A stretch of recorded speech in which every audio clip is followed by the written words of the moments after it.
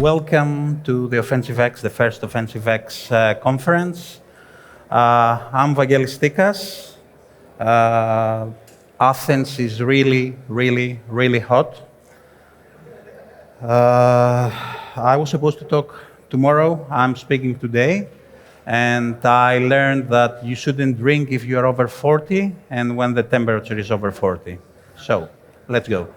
My talk is the next phase, a continued journey into hacking malware C2s via web apps.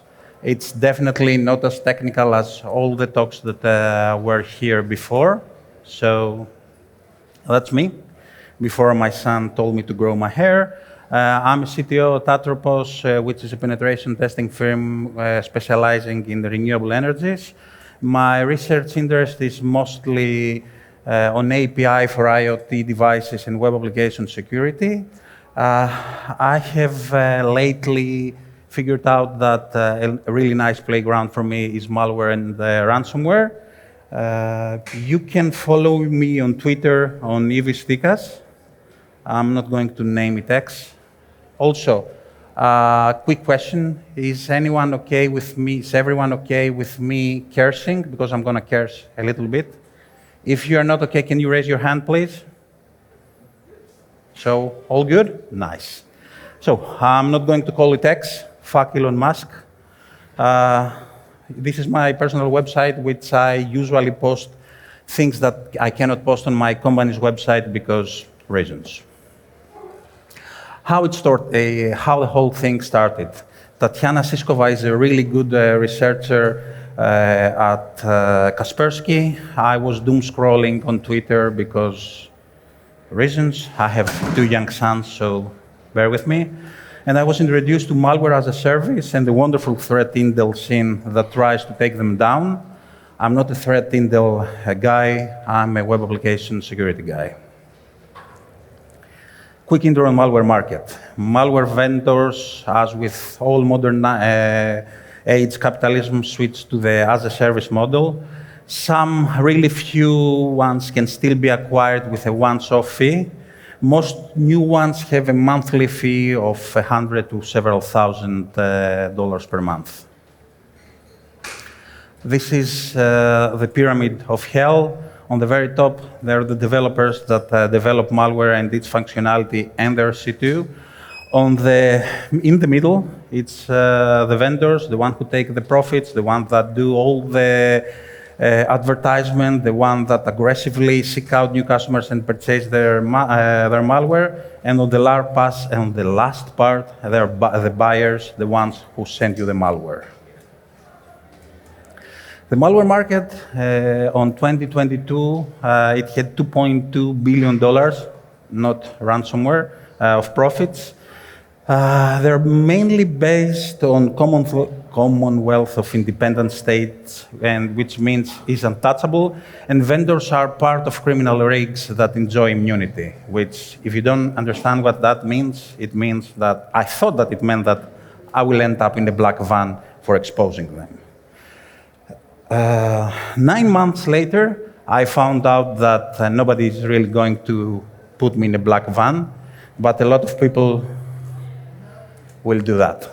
So it's a really nice wake-up call when you wake up and Google tells you that government-backed attackers may be trying to steal your password. And after talking around with Google, they said that there was a 0-day use against me, which 0-day cost around $1 million. That's what Google said. And what I said on one of my previous talks is, they can give me $1 million and I will give them happily my password because I really don't have anything that is of use to them. Malware 101, what it is and how it's being used. It's delivered via a variety of methods. It can achieve persistence through a number of ways. We saw the red team before. There are a lot of ways that they're trying to achieve persistence. It's heavily obfuscated and difficult to reverse, and it connects to a command and control server for further instructions periodically. Quick intro to the malware lingo. Stealer is the application that steals your information. A dropper is a typical program that will obviously drop other malware to the victim. A subscriber is an application that subscribes the victim to a number of premium services. And the botnet, well, you saw a talk about red teaming, you saw a talk about RPC, I don't know, a lot of typical stuff. You really should know what a botnet is. If you don't know, come to me afterwards and I will show you the way out because, yeah. What is malware analysis? This is one of the 2 slides that are going to be technical-ish. It's highly technical. When you're doing a malware analysis, you could do the static analysis, the dynamic analysis, the sandboxes, reversing and jumping through a lot of hoops. Focus on reversing, raise the bar by a lot. So all the malware developers are doing a lot of good work, bad work, good work, however you say it, depending on your point of view, on raising the bar of reversing. And if you are here for reversing tips, that's the slide for you. You can leave afterwards. What are the potential obstacles that you would be able to pass, you should be able to pass? Anti-debugging techniques, obfuscation techniques, a plethora of stuff that I don't understand. I'm using plethora because I'm Greek and I know what it means. It means that they have a lot of shit that you have to overcome. I don't understand them. I'm a simpleton. What I'm going to bring you is the Toyota Corolla of penetration testing, also known as web application penetration testing. It's definitely not sexy, nor something that people want to see, but it will get you from point A to point B. It will give you access to a couple of million of botnet victims, and it will do its work without any complaints. C2 analysis. Not that technical. I'm a simpleton. I like it. I'm going to do that. I'm going to treat the C2 as a black box web application test. If the black box fails, I'm going to sit and use communication from the sandbox running malware. If everything else fails, I'm going to use one of my devices and just proxy through it. And I'm also going to apply some art to it. And by art, I mean this thing. I'm just going to run dir search on the URL, and it more often than not will give me enough shit to go with it. Also, I'm now a super hacker and I'm using FFUF and not dir search because I'm getting old. What are the difficult parts of the C2 analysis? It's highly opportunistic because the C2s are being flagged as bad really quick, so you have a really, really small window to search them and do some bad stuff with them. So it needs to be automated and integrated with threat intel tools, and you end up with a lot of blacklisted IP addresses when you scan stuff, so you have to switch machines, do new VPSs and everything. What did I do? I used Twitter Threat Intel, which is a really nice community of a lot of people. I did the script from there, but Space Karen has decided that it's going to block my access, and he wanted a couple of $1,000 per month to scan, so thanks, Elon. I also use Triage, Viribug, ThreatFox, and GWorm's really great GitHub list to move on and find more URLs. Those are 3 really good people. I didn't know them. I now consider most of them friends. This guy, GWorm, and Geox Ninja, they constantly help me and find, whenever they find some new URLs and some new C2s, and drop them a follow. They definitely deserve it. And they also give me a really small window of 6 hours before they notify Twitter, so I have 6 hours to work on it. What did I end up doing? I did the Python script in a loop, which is a glorified for loop that updated the database of all targets. It scanned all targets for potential issues or exploit them immediately if it knows what kind of C2 it was. And it was sending a push notification to my phone when a new panel appeared. Okay. Is anyone here married? No one? Raise your hands. So, if you're married, don't do that. Because you end up with a push notification at 3 o'clock saying new bot identified, which is named, I think, Alexa, and then you have to explain to your wife, who doesn't know anything about malware, who the fuck Alexa is, which, yeah.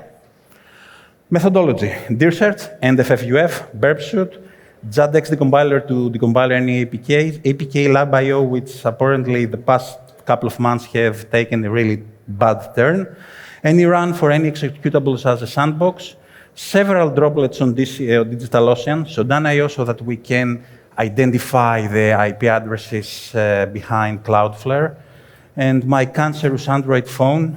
This is my Android phone. At some point, it had 60 or 70, I don't remember, malware.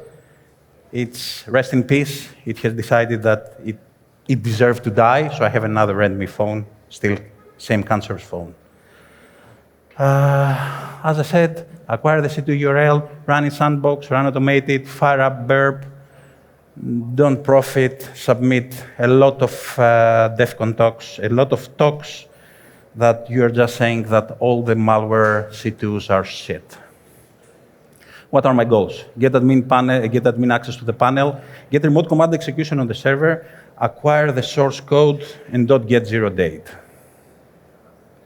Not honorable mention.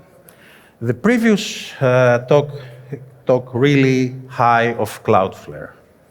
And I'm sure that Cloudflare is really good for red teamers, but I can definitely say fuck Cloudflare, because as he said, they just ignore everything. So they have malware, and they say, yeah, well, we forwarded your complaint to the user, and the user says it's okay. Well, yeah, definitely he says okay. He's a fucking malware vendor. You're doing what you should, but it is what it is. The second not honorable mention is Hetzner. Is anyone using Hetzner? Don't. I sent a complaint to them, and they said, yeah, you are correct, but you're also using us, and we don't like you scanning our customers, so we will delete your VPS. And that VPS was totally irrelevant to the fucking scanners, but yeah. And on the third one, it's bulletproof hosting providers. That's pretty straightforward. You shouldn't use them because they're bad people, and they're getting money. So anything from here on is either a 0 day or something that is kind of vulnerable still. First one is Amadei. Whoever has been in the threat intel industry know who Amadei is. It's the only one that is still with a one-off fee. It's around 1,000 here. It's a typical stealer. It's a little bit younger than my younger son. It's usually used as a dropper for other malware. Their source was leaked 5 years ago and the past couple of weeks by me, because that's what I do. Their known connections are to Lockbit, TA, and some other threat actors. What did they do? Stray file zip from dir search. The zip was password protected. It was cracked in less than 24 hours. This is the password. I acquired the source. Okay, we're Greeks, so any of you have worked with PHP? 1? 2? Fuck, you're lucky. Okay, so if you don't know what PHP is an abomination of this world, but it's what they're using it, and oh, yay, that's super expensive. Can you focus in here? You can see that there are SQL injections everywhere. There were everywhere SQL injections, but as we said, we needed admin access to the server. So unfortunately, as you can see in here, the post login and password was not retrieved from SQL, but it was retrieved from a configuration file. So I wasn't able to log in. But then I found out here, parse credentials, string, symbol, file put contents credentials with my ID, which means I could put something which I controlled, both the file name and the contents. Do you know what that means? It means that I could, my only limitation was that it had to be exactly 12 characters, and I had to use that delimiter for the string. So I used Postman, back when it was not a cloud shit. So the cred was PHP echo with a nice word. The ID was 1234567 8.php, which is exactly 12 characters. Remember the limitations. And when I went directly there, I saw that nice word. And yeah, server, indeed, fuck. Which means I'm the admin now. What did I do? Remember the Python script? Let's go back. I didn't create a new reverse shell. I used a reverse shell. I found an automated way of extracting everything in less than 30 seconds from the report of the threat intel to following the website. I added a really tricky small cron job to corrupt just a percentage of the file. Unfortunately, it is now fixed as of late June 2023. More than 1,000 instances, more than 7 million devices compromised in the monitoring phase. Smoke loader. Have anyone here in here smoke loader? No? Again, lucky people. So first record is in 2014. It targets Windows. It's a generic dropper. The price for a full package was $1,600. Known connections to log BTA, TA, all of the TAs at some point have some kind of connection with smoke loader. Okay, cool. Dear Search to the rescue, stray zip file with credentials.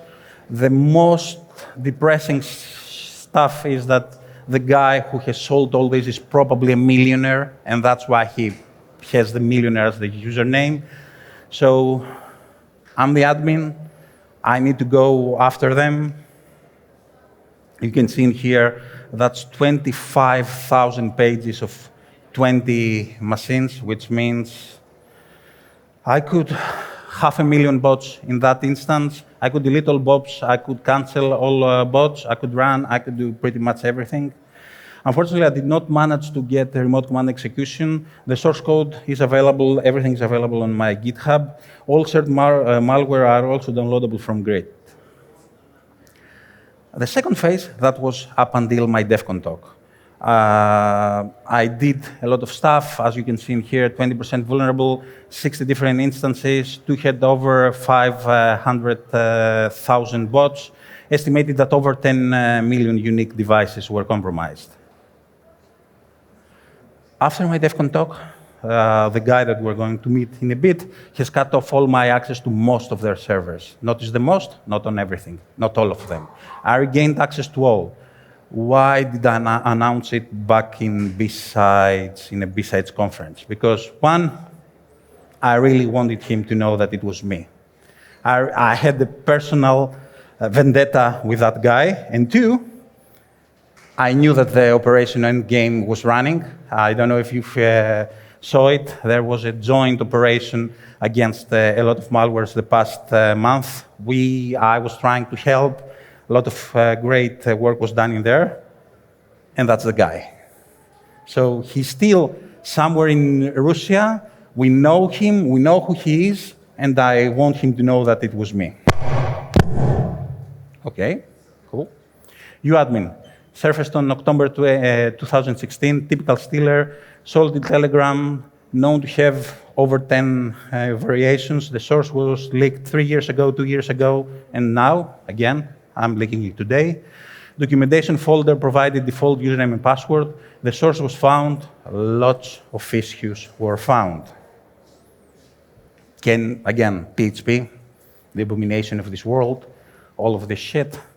Can you see any kind of issue in here? No, it's too small. So it uploads something on files doc. It gets image size. If the file is not an image, it says it's not an image. If the file already exists, it renames it. A couple of issues in here. I had to bypass the get image size. I didn't know the file name, and the BID is also user controllable. That's myself. Not really sophisticated, not red team, but the GIF makes it believe that it is an image, and I'm just running system with getCMD. So I had to create a script that will brute force the file name following the known pattern. It was just name, and 2 to 6 minutes later, again, I'm the admin. I just got remote command execution in here. I have a friend in here that's going to say that he can do it in Go in less than a minute, but yeah, I'm dumb, simpleton, I write PHP and Python, so I'm okay with 2 to 6 minutes. What did I do? Reverse shell, automated way of deleting everything, and delete everything. 30 instances, no longer with us. Okay, that's a strange one. The first appearance is in 2023. It's a phishing kit. It has terrible code. It has no name, because I assume it was that ugly that really no one wanted to name it. And it's terrible code. So if anyone wants to name it, I will give you that privilege. Scream a name to me, and I will rename it to that shit, because it's really terrible. That's not a PHP issue, but can you tell me what the issue is in here? Start PHP is the login. MO PHP is when you send the login phase. Does anyone see any kind of issues in there? No? Okay. It's a 3.0. Oh, go. The length is too long, so it's probably hidden, and its authentication spikes it, maybe? Close enough. So it's 3.02 redirect. It redirects because your credentials are wrong, but it also renders the whole page before it redirects it. So if you just change the 3.02 to HTTP 200, you end up with a web page, which is exactly what I do. I did 3.02, let's make it to 200, and I'm the admin again. I'm gonna ask another question here. Can you see that's a phishing kit? Can you see anything strange in that web page? Nothing?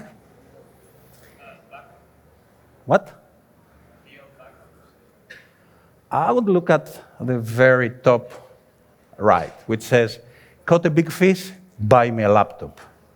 Because the guy was such a moron that he had decided to put his actual web page as a link in something which is a criminal website.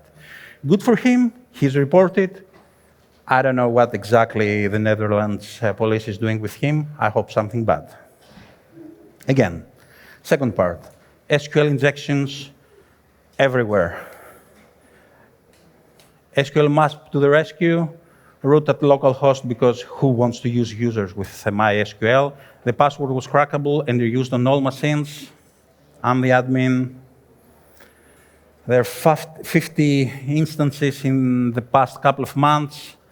All of them are currently down. I don't know why. BBX, really nice botnet. That's the, if you can see, I'm wearing VXUG, the 5 riders of the thing. One of them is botnet, so I'm also after botnet. 6 different servers with the same crime kit. Lots of common exploits in the servers, plus some custom script. The pink script for the denial of service is this. Again, can you tell me what's wrong with it? Command injection. So URL is a post parameter, and it's cellexec, so it's not me. It's that easy. It's like, it's a CTF in here. Extracted all the crime kit, uploaded on GitHub, extracted all targets, extracted all hacking targets, and notified them. I had to do incident response. I hate doing incident response, but that's my life, it seems. And while I was extracting the whole thing, I also found this. ssh2.php, actual address, user root, and an actual password.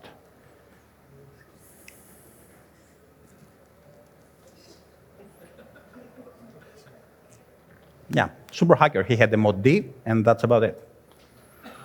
10 instances, 60K devices. They are with God now. Rust Loader, their first appearance was in January. It's a malware target in Mac, researched and reversed by Andrei Lapunceanu of Bitdefender Labs. And they have attributed that to Alpha V, Black Cat C2 for all their malware. Most of the servers were down. One of them was intermittently down. So I had to wait, and I had to wait for a lot to see that documentation. I don't know who of you are familiar with that. So this is Redoc. It has all the documentation, and it didn't need any kind of authentication. Enumerable tasks. The server down. I had to automate this shit and go to sleep because, as I said, I'm married with 2 children, so I cannot really go and hit refresh every time. I waited, and I waited for a long time to see what it was supposed to return. On a 4-hour window, I was able to extract 197 commands in 2 minutes.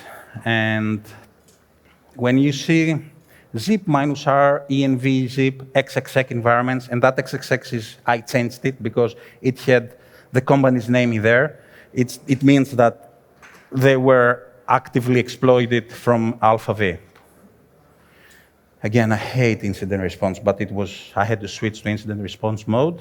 Several companies in the 2 digits, some of them unicorns, 2 or 3, I really don't remember, notified and acknowledged the issue. I will disclose about these ones when everyone is ready, which I don't know when it is. Last one, Estate Red. This is a scripted call service. Does anyone know what scripted call service is? No? Lucky again. Their first appearance was 3 years ago. They're targeting boomers and vulnerable people. So I can say fuck them. Not the boomers, the guys who do that. They were behind Cloudflare. They're still behind Cloudflare because, as I said, I sent the notification to Cloudflare and they said, well, we sent it to the customer and they said they're okay. Of course they're okay. Sudan found the direct IP, and once I had the direct IP, they had an exposed Git directory. Again, PHP. I love PHP. It's so ugly that it's nice. So, where is it? fopen path with the path is a get, which, do you know what that means? It means I'm the fucking admin again. Full admin of the panel, I had to do a database dump. I shared the database dump with authorities and the TechCrunch. We ended up with this really nice article that says, got that boomer, blah, blah, blah. Zach is a really nice guy. Go read that article to see how they interacted with boomers, how they did the whole extracting of 2FA and everything. And we ended up with that. That Zebratic has cleared the chat because we didn't have already the MySQL database for him. Is the API back up yet? Long story short, it's not back. Not that I can see. API is not currently online. It will never be online. Zebratic has also deleted his own account. So I'm the only admin in that server now. And now we go to the really strange part of the talk. Can you tell me what is the strange situation in here? Anyone? Raise your hands. No? No? No one? That we were actually trying to hack back the attackers. And? What's bad with that? By law, that it's... Oh, fuck by law. Fuck the law. Okay. So the quick answer to that is, are you breaking the law? Yeah, I'm breaking the law. Oh. Isn't like uploading the source code. Uploading the source code, what, of malware? That's not a crime. There are several crimes here, that's not one of them. No? Go. Yeah, but you have it available for others to download and set their own settings. True. So I made it easier for people that didn't want to pay for crime, but they're already criminals. True, I didn't think of that. Or did I? I think most of them have a couple of changes in their PHP file so they wouldn't compile and they wouldn't serve right. Good. Anyone else? People's data, like I didn't expose any people's data. That's okay. So my monologue in here is, yes, I broke the law. Yes, that's really bad of me, but it's also good because I did expose most of the people. Also, with a lot of three-letter agencies coming to me and talking to me, I can pretty much say that they're okay with that, and they're not going after me, but I'm not really sure, so we're gonna see. I'm already doing that for 16 months, and they're okay with that. So I think I'm one of the good now, and not one of the baddies. What are my next steps? I think I have covered everything on malware. As you have seen, I'm already going after something much bigger. I have talked in both Black Hat this year and DEF CON this year, which is behind enemy lines, and it's only on ransomware web panels. But I will continue helping Twitter friends and everyone on the really nice CTI community. Thank you.